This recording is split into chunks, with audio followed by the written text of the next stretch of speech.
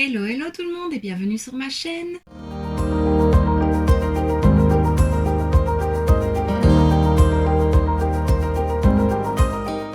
On se retrouve aujourd'hui pour la deuxième vidéo présentation de la collection Essence avec Disney Classique et cette fois-ci on va partir sur Bambi. Voilà, donc à nouveau j'ai pris la palette et le blush.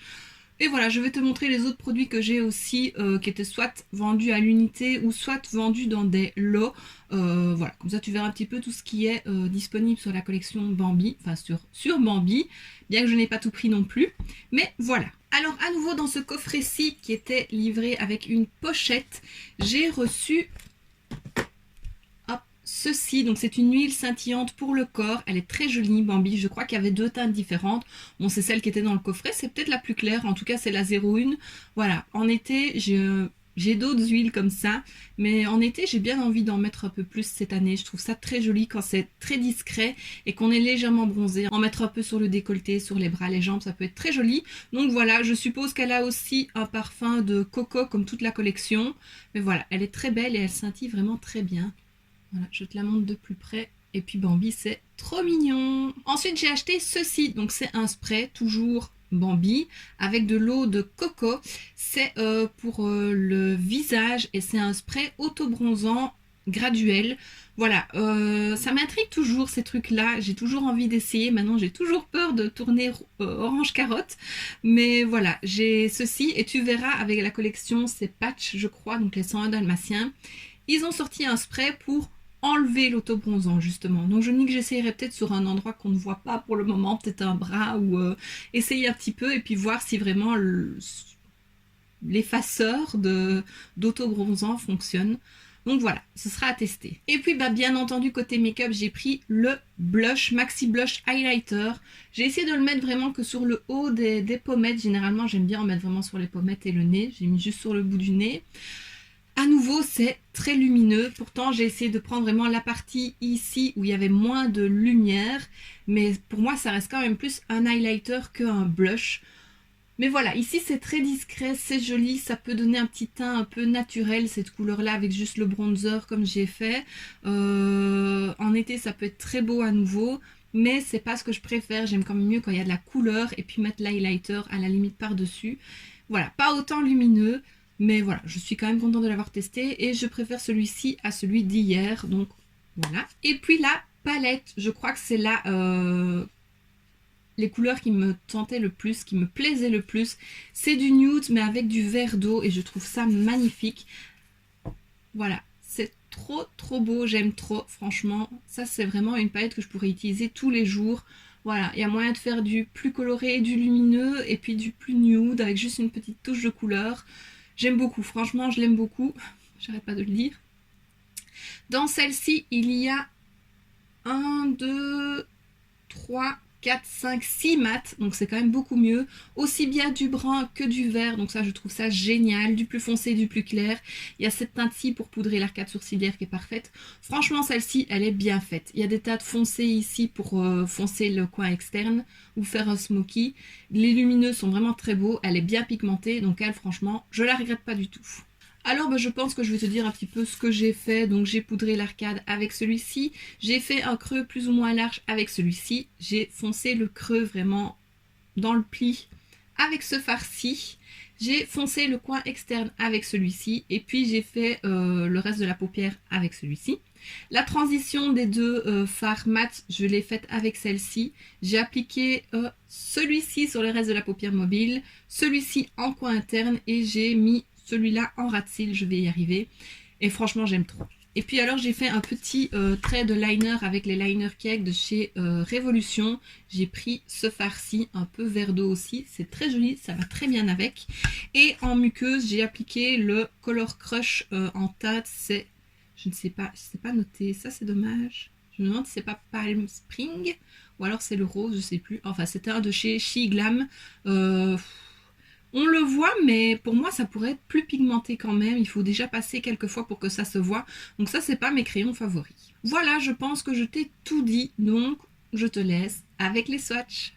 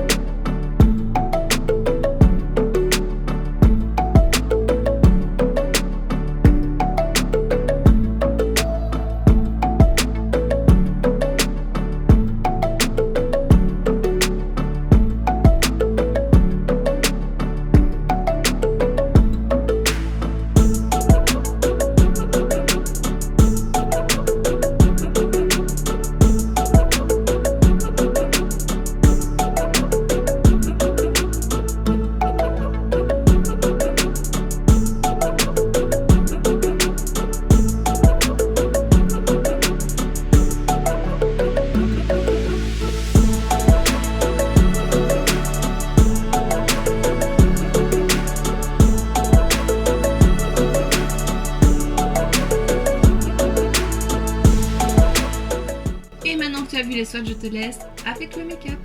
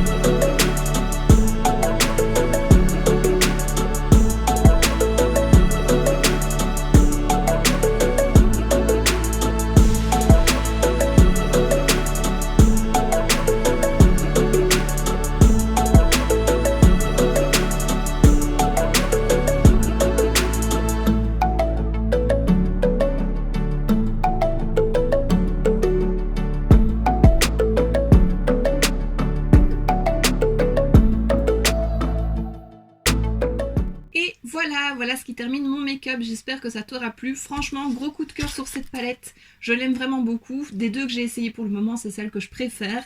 Il m'en reste encore une de chez Essence et c'est avec Patch. Donc tu l'auras demain. Et puis il m'en reste 3 de chez Catrice. Donc ce sera les vidéos à venir juste après. Je pense que je vais toutes les enchaîner. Je t'ai dit dans la vidéo d'hier que j'allais peut-être faire une pause entre Essence et Catrice.